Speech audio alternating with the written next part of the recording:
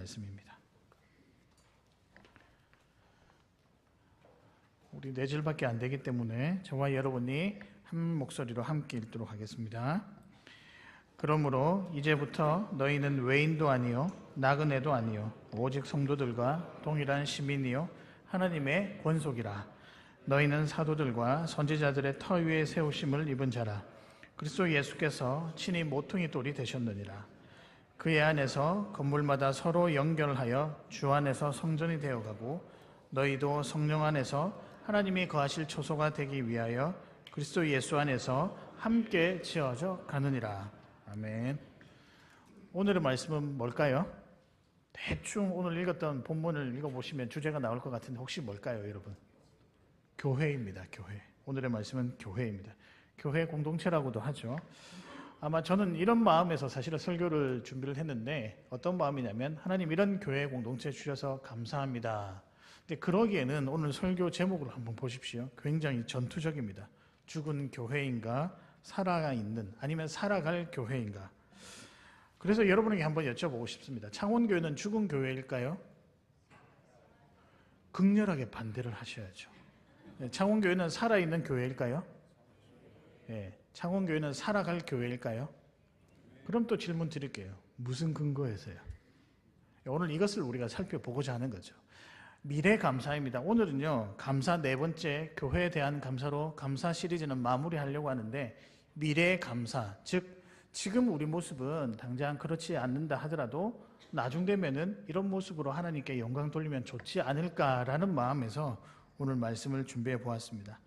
자, 가끔 집에서 바라보는 창원교회 십자가는 참 좋습니다. 교회가 무너졌는지 없어졌는지 확인하려고 십자가를 보는 것도 있겠지만 십자가를 보면서 그냥 건물만 보이는 것이 아니라 그 속에 누가 앉아 계시고 또 여기에 딱 보면 제가 보통 이제 사진을 찍거든요. 어디에 누가 앉아 계시고 이 권사님은 이 자리에 앉아 계시고 이 집사님은 항상 이 자리에 앉아 계시고 잘 지내시는가, 오늘은 뭐 감기가 걸리셨다는데 어떤 표정이실까, 이런 것들 생각해 보면 제가 섬길 수 있어서 감사하고 함께 기도할 수 있어서 참 감사하다라는 마음이 많이 듭니다. 뿐만 아니라 매주일 그냥 저 혼자 예배 드리는 것이 아니라 온 성도가 함께 모여서 예배할 수 있는 교회가 있어서 너무 감사하다. 그러면서 이런 생각도 듭니다. 만약에 하나님 우리 교회를 통해 무엇인가 하실 일이 있으시다면 우리 교회가 그것을 이루어 드리는 시원한 교회가 되게 해 주시옵소서 기도합니다. 여러분은 어떻습니까? 만약에 하나님께서 우리에게 어떤 큰 사명들을 부어주시면 네, 알겠습니다. 제가 주의 마음을 시원케 해드리겠습니다 라고 달려나갈 수 있으신지요? 그런 교회가 되기를 진심으로 바랍니다.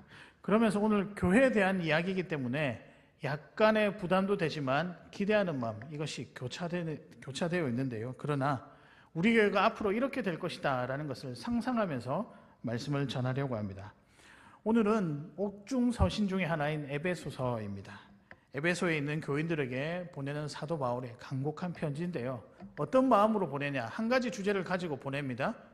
너희가 있는 그 교회는 예수님이 주인 되시는 교회다. 에베소서의 주제 하나거든요. 하나. 통일된 하나인데 어떤 하나냐? 예수님이 주인 되시는 교회 안으로 다 무엇이 되어라? 하나가 되어라.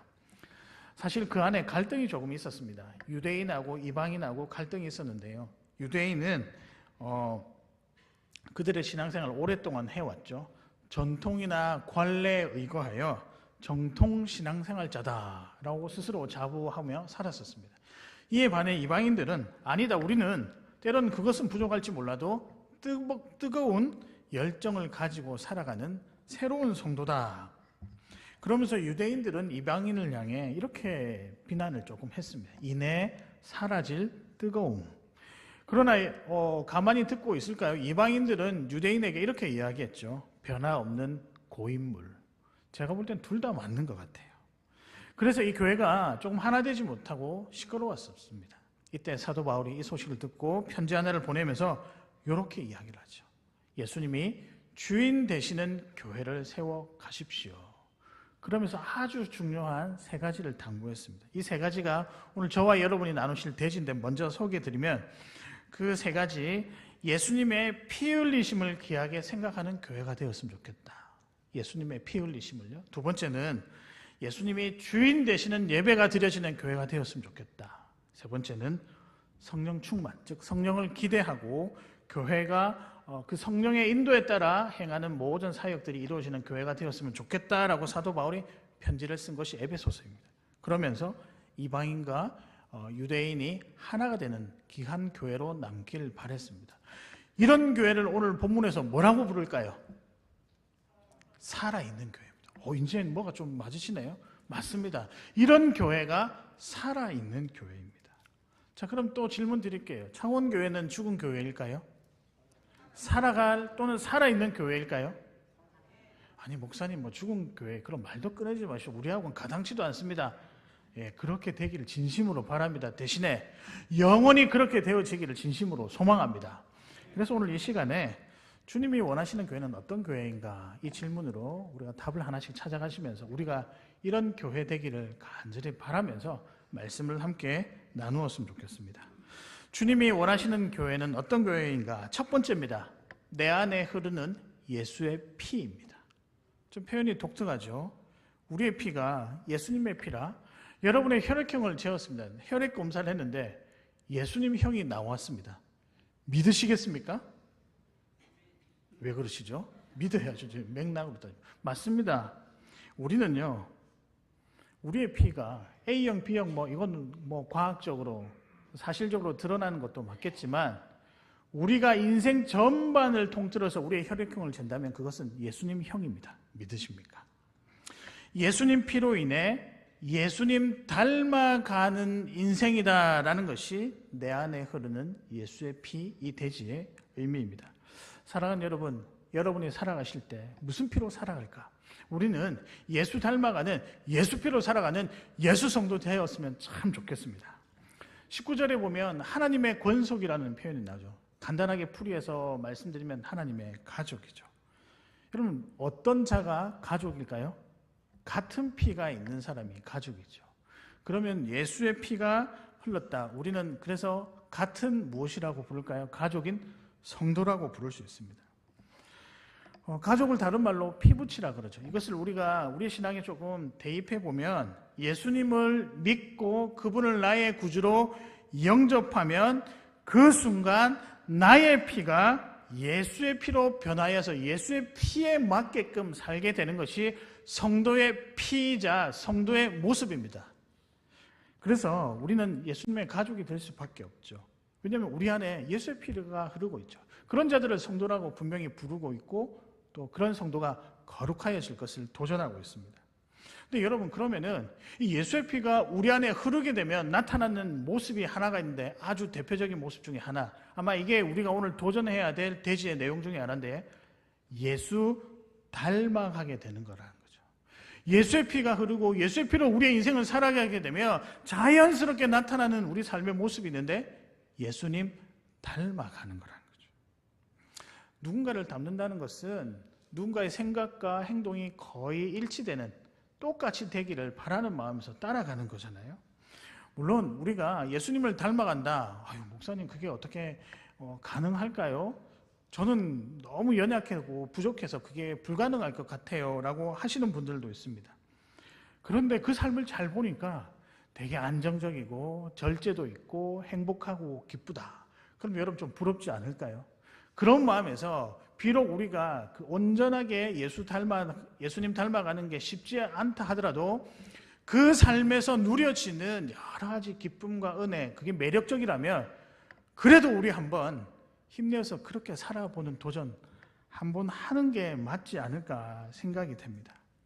그러면서 제가 고민을 해보았습니다. 그러면 나는 어떻게 하면 예수님 닮아가는 삶을 살 수 있을까? 그래서 내 안에 예수의 피가 흐른다는 것을 어떻게 증명할 수 있을까 고민하다가 예수님이 가장 좋아하시고 가장 뜨겁고 가장 열정적으로 한 일이 무엇인가가 궁금해졌습니다. 무엇일까요, 여러분? 우리 예수님이요, 자기 인생을 통틀어서 가장 뜨겁게 살아갔던 이유 한 가지가 있습니다. 무엇일까요? 질문 그만하라고요? 예, 제가 답을 알려드리겠습니다. 생명에 대한 열정입니다. 우리를 향한 열정입니다. 영혼을 향한 열정입니다. 우리 예수님의 뜨거운 여러 가지 열정이 있었지만 다름 아니라 생명을 향한 열정만큼은 다른 것과 비교할 수 없을 정도로 굉장히 농도가 진했고 그리고 우리에게 주는 도전이 컸다는 거죠. 맞습니다. 예수 피로 살아가는 사람, 그래서 예수 닮기 원하는 사람은요, 생명에 대한 열정이 가득한 사람입니다. 우리는 꼭 이렇게 살아갔으면 좋겠습니다. 우리가 이 열정이 흔들리면요, 우리 안에 예수의 피가 흐르지 않는다는 거예요. 더 나아갈까요? 우리 안에 구원의 확신, 예수님의 피로 인하여서 누려지는 죄사함과 은혜와 모든 것들이 어떻게 되면 무효가 될지 모르. 무효라는 말은 그렇지만 어떤 아무런 의미가 되지 않을 수도 있다는 거예요. 그래서 여러분, 내 안에 흐르는 피가 예수 피라는 것을 알고 예수 닮아가는 일에 온 힘을 다해야 할 것입니다. 특별히 영혼을 향한 열정은 여러분 그 어떤 열정보다 여러분에게 강했으면 좋겠습니다. 근데 이게 왜 중요할까요? 두 가지 말씀드릴게요. 영혼에 대한 열정이 필요한 이유가 나를 먼저 살리기 때문이죠. 여러분, 예수의 피가 우리 안에 들어온 이상, 믿음을 통하여 그 예수 그리스도를 영접한 이상 나의 피가 예수의 피로 바뀌었잖아요. 그리고 나면요, 여러분, 우리 삶에 안정이 찾아옵니다. 그걸 우리가 성경의 말씀으로 무엇이라고 부르냐면 평안이라고 부르는 거예요. 그렇다고 해서 평안이 근심 걱정이 완전히 사라지느냐, 그건 아니고요. 있다 하더라도 염려치 않게 되는 거예요. 왜냐하면 우리는 충분히 우리의 불안과 염려를 뛰어넘을 만한 예수의 피의 능력이 있기 때문이죠. 사실은 우리가 살다 보면 무엇인가 짓눌려 있기도 하고 또 삶의 무게가 주는 여러 가지 무거움이 너무 커서 힘들기도 하고 눈물 흘릴 때가 종종 있습니다. 그래서 사는 게 쉽지 않다. 여러분들 더 잘 아실 테잖아요. 그러나요, 주님의 생명의 피, 예수의 피가 내 안에 공급되니 이유는 잘 모르겠지만 살아나기 시작한다는 거예요. 여러분, 이거는요, 논리적으로 설명을 못할 것 같아요. 복음이 여러분 안에 들어가는 순간 여러분은 조금씩 바뀝니다. 어떻게 바뀔까요? 걸음이 바뀌고 방향이 바뀌고 생각이 바뀌고 하나님과 접촉하는 빈도의 수가 바뀐다는 거예요. 그러면서 누구를 닮아가냐? 예수님을 점점 닮아간다는 거예요. 예수님 피가 내 안에 들어와서 생명에 대한 열정이 내 안에 들어와서 뜨거워지면 여러분이 바뀝니다. 온전하고 평안한 삶으로 바뀐다는 거죠. 그래서 저는 삶이 가벼워지는 경험들을 했었습니다. 그래서 예수의 피는 제가 이렇게 붙이고 싶어요. 피로 회복제다. 드세요, 여러분. 예수님 피 어떻게 드실까요? 이미 여러분이 예수님을 믿고 구주로 영접했잖아요. 그 믿음에 대한 확신을 가지고 구원에 대한 확신을 날마다 감사하면 이게 예수 믿는 예수 피를 먹는 것 아닐까요? 오늘 이상합니까? 제가 피를 먹으라 그러니 이상하신가요? 그만큼 예수님과 함께 동행하는 삶을 살아야 한다는 거죠. 그래서 예수의 피는요, 영과 육이 살아나는 회복제입니다. 그런데 이게 나만 살아나느냐? 아니, 나만 사니까, 나만 회복되니까 내 옆에 눈에 보이는 내 가족과 내 자녀와 내 친구들과 여러 주변 사람들이 보이기 시작하는 거죠. 그러면서 예수의 피로 영혼에 대한 뜨거움이 있는 사람은요, 저절로 손이 나가요. 뭐 하도록? 내 안에 있는 예수의 피를 나눠주도록. 그러면서 다른 사람들 살리는 일을 해요. 이 나눠주는 게 뭘까요? 여러분, 이게 복음입니다. 복음. 그래서요, 예수님과 동행하는 사람은요, 이 안에 나타나는 아주 자연스러운 현상이 있는데 내가 가진 이 너무 좋은 것들을 나눠줄 수밖에 없다는 거예요. 그래서 복음을 나눠줘서 나도 살고 나의 자녀들도 살고 내 친구들 살고 내 친지들도 살고 우리의 부모도 살게 한다는 거죠. 여러분, 우리가 이렇게 살아야 될 것 같습니다. 이렇게 사는 교회가 주님이 정말 원하시는 교회라는 거죠. 우리가 헌혈을 하거나 아프신 분들에게 수혈을 할 때가 있잖아요. 그런 장면이 생각이 나는데 피를 전해주는 것은 생명을 나눠주는 거예요. 복음을 전해주는 것은 생명을 나눠주는 거예요. 우리의 생명이 아니라 예수님께서 우리에게 허락하신 영원한 생명을 나누어 주는 거예요. 그래서 여러분, 복음 전하는 일에 매우 힘을 써야 될 줄로 믿습니다. 여러분, 요즘에 제가 우리 장로님들 이제 너무 인원이 한꺼번에 많아서 이제 딱 나눠서 지금 전도 훈련을 하고 있고요. 최근에 실버구역 어르신들이 이제 구역장 수련회를 가서 정말 밤늦도록 복음 훈련을 받고 왔었습니다. 복음 훈련을 받았는데요. 제가 표정들을 봤어요. 우리 이제 훈련 받으신 장로님들도 물론 직장 생활을 하시면서 복음 전문을 읽고 복음 제시하는 게 쉽지 않지만 여러분 하시는 분들, 그래서 누군가에게 복음을 제시하는 분들은요, 이게 표정이요, 이거 이렇더라고요. 뒤꿈치가 올라가 있더라고요. 왜냐하면 내가 가지고 있는 이 생명을 누군가에게 나눠주는데 이게 얼마나 귀할까요? 그래서 우리 실버구역 구역장님들이 복음 전하시려고 지금 눈에 이렇게 불을 켜고 계신데 열매가 일어나기를 진심으로 바랍니다. 그 안에서 회복이 일어나기를 바랍니다. 사랑하는 여러분, 예수의 피가 흐르는 여러분의 인생이 예수 닮아가서 그런 사람들이 모여서 하나님을 기쁘시게 하는 그 교회가 우리 창원교회이기를 진심으로 소망합니다. 제가 이쯤에서 복음을 한번 정리하도록 하겠는데, 매번 했던 이야기지만 복음을 깔끔하게 정리할 테니까 여러분 대답을 잘 해주시면 좋겠습니다. 복음을 한마디로 정리하면 무엇일까요? 예전보다 조금 나아진 것 같습니다. 복음은 따라할까요? 복음은 예수 그리스도. 누군가에게 복음이 뭘까요? 물어보면 여러분 당연한 듯이 예수 그리스도 이렇게 이야기하시면 되고, 그러면 조금 더 자세하게 그 예수 그리스도가 어떤 분이냐. 첫 번째는 나를 위해 이 땅에 내려오신 성육신이라 그러죠. 두 번째는 나의 죄를 사해 주시기 위해서 십자가에 친히 달려 돌아가셨고, 그리고 세 번째는 3일 만에 부활하셔서 나의 모든 죄의 권세를 물리치시고 영원한 생명을 가지게 하셨습니다. 이게 무엇이라고요? 복음입니다. 자신에게 흐르는 예수님의 피를 다른 이들에게 전달하는, 복음을 전하는 교회가 주님이 원하시는 교회. 그래서 저는 이것저것 화려한 사역, 드러나는 사역 별로 생각하고 있지 않습니다.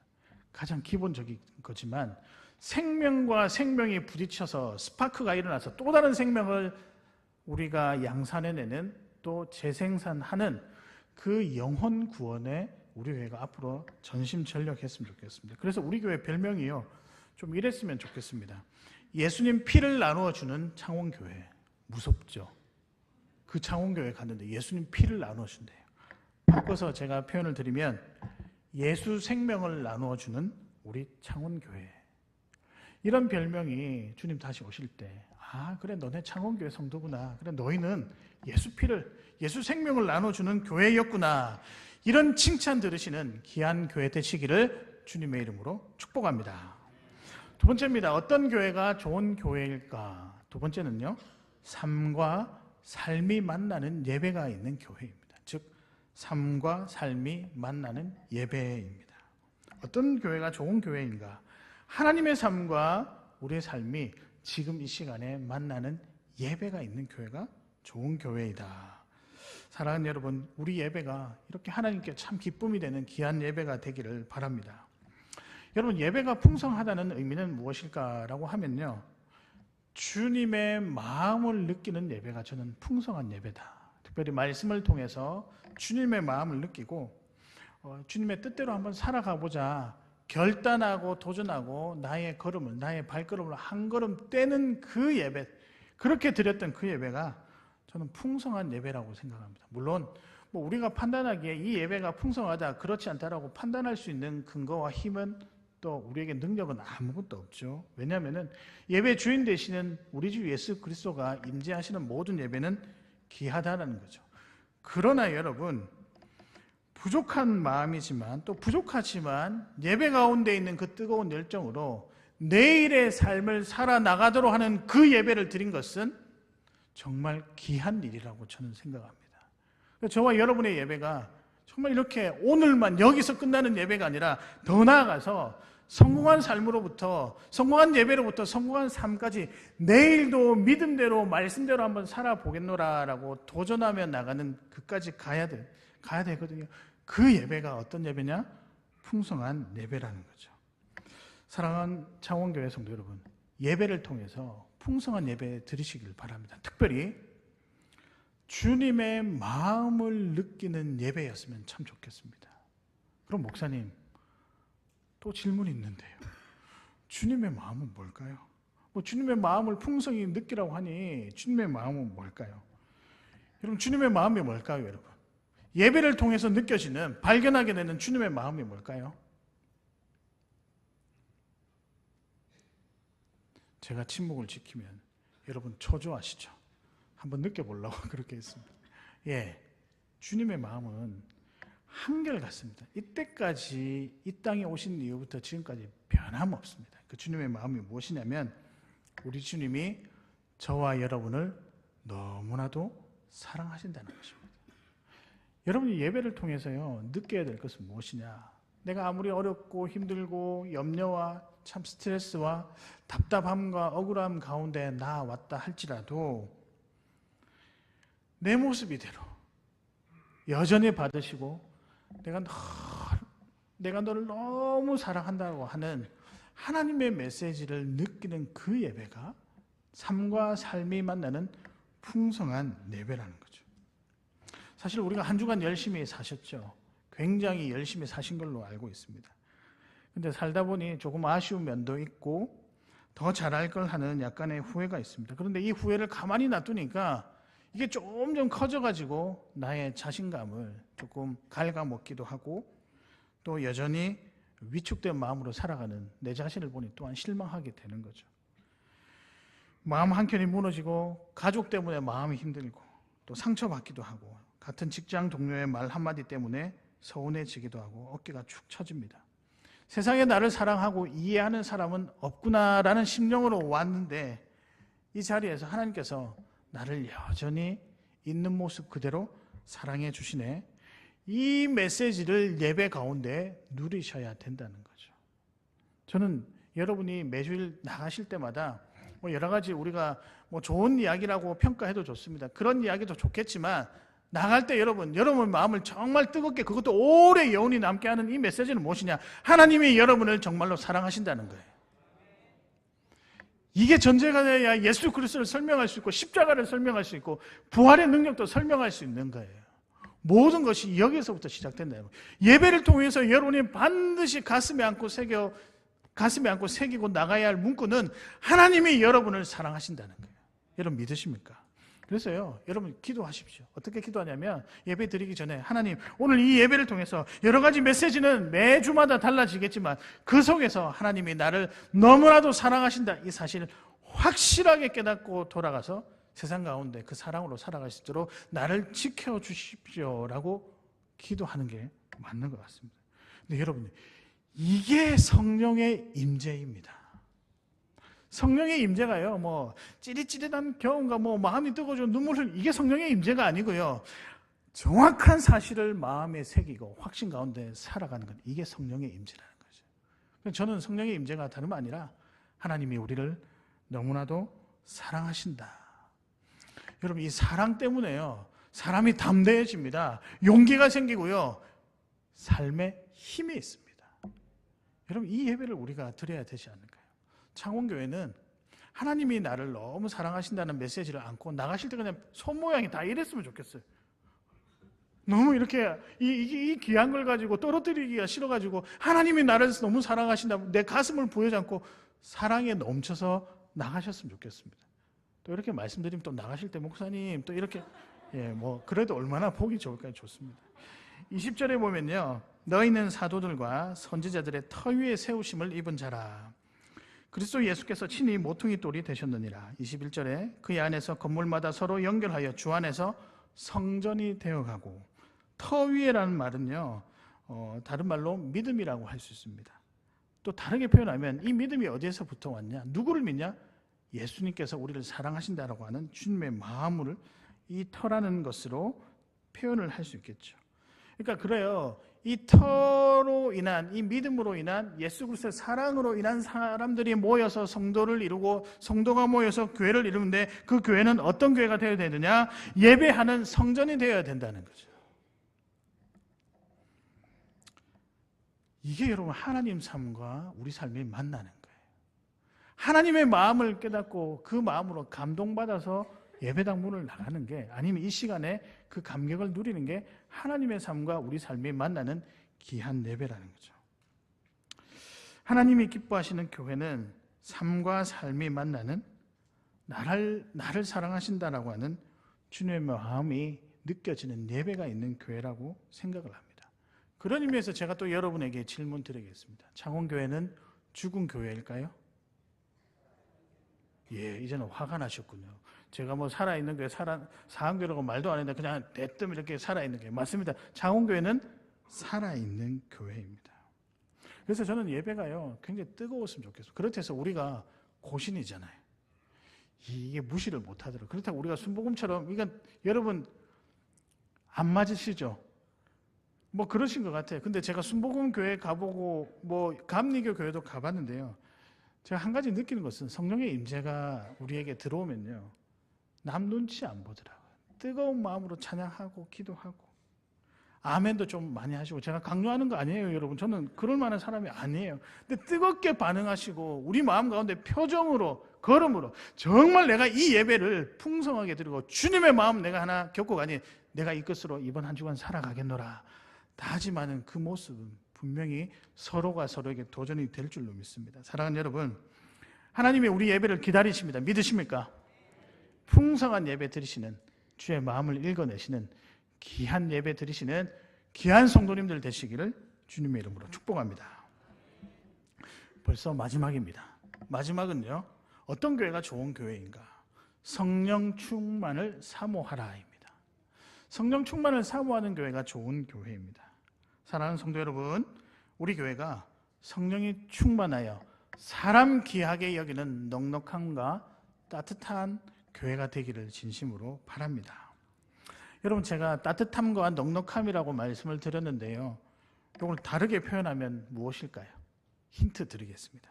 따뜻함과 넉넉함, 무엇을 또는 누구를 위한 자세 또는 모습일까요? 누구를 위한? 이 따뜻함을 누구를 위해서 해야 될까요?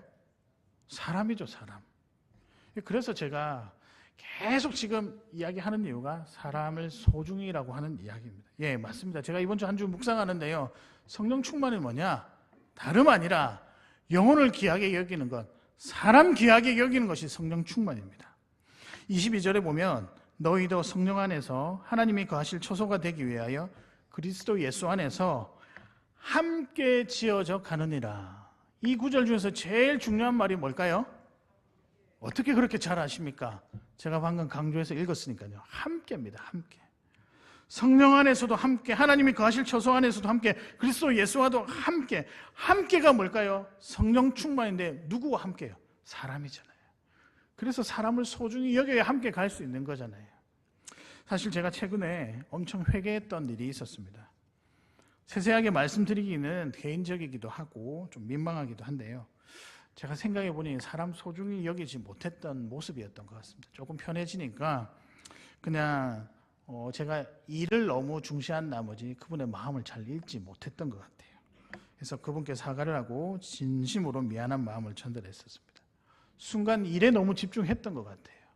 그 일을 해야 된다, 또 그렇게 해야 된다, 그런 어떤 기준을 제시해야 된다. 그러다 보니 사람을 소중히 여긴 것이 아니라 내 판단이 먼저 앞섰던 거죠. 이런 사람은 성령 충만할 수가 없습니다. 그래서 제가 어떻게 했을까요? 정말 미안하고 통회하는 마음으로 하나님 앞에 회개하고 기도했었습니다. 순간 내가 사람을 소중히 여기지 못했구나, 성령 충만하지 못했구나.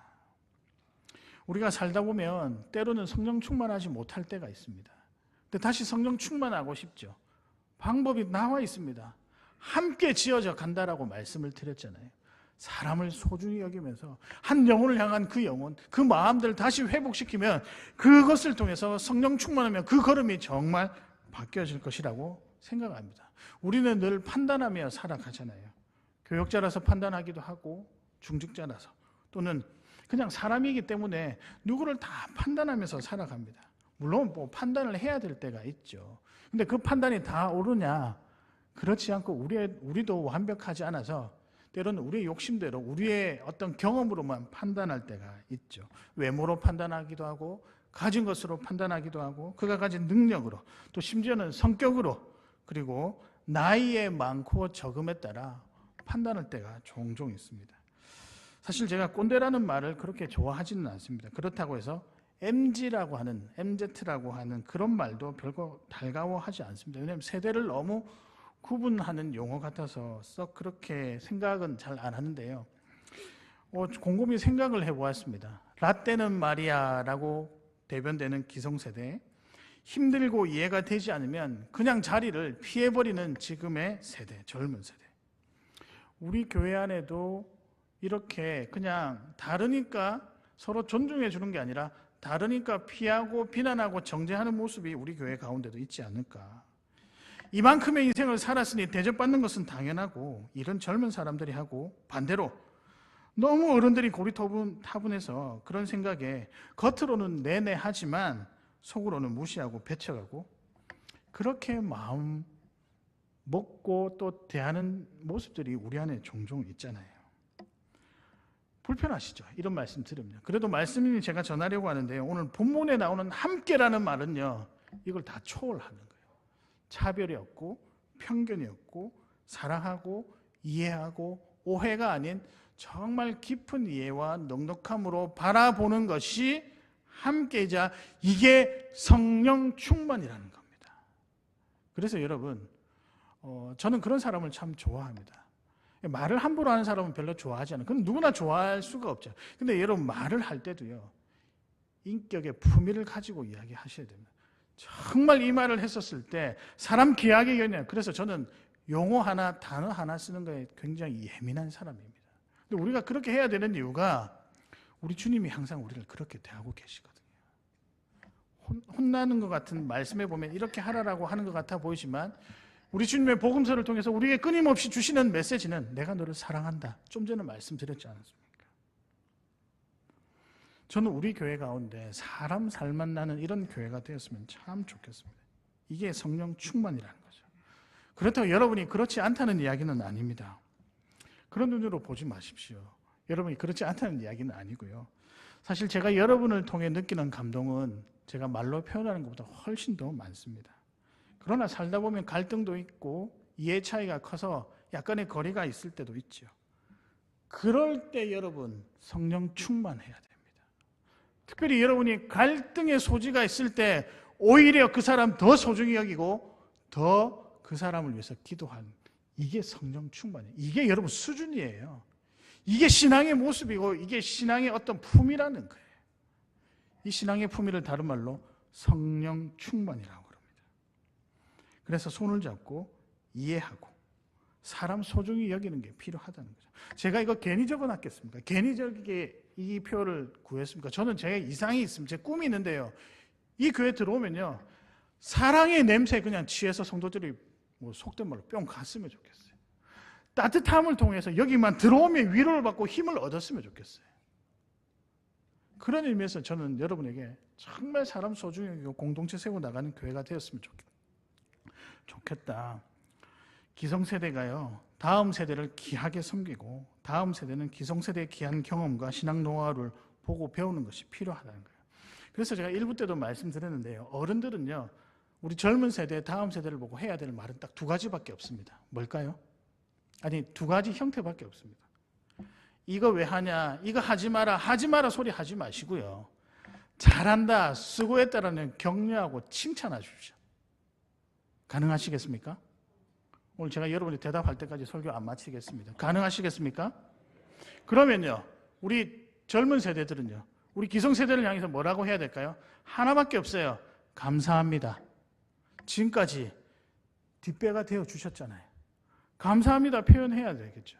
여러분, 이래서 우리가 젊은 사람들이 해서 잘한다, 수고한다, 칭찬과 격려가 있는 교회, 그리고 또 어르신들을 향해서 감사합니다. 우리의 뒷배가 되어주셔서 감사합니다. 이게 무슨 교회라고요? 성령 충만한 교회라는 것입니다. 사랑하는 여러분, 창원교회가 그런 교회가 되었으면 좋겠습니다.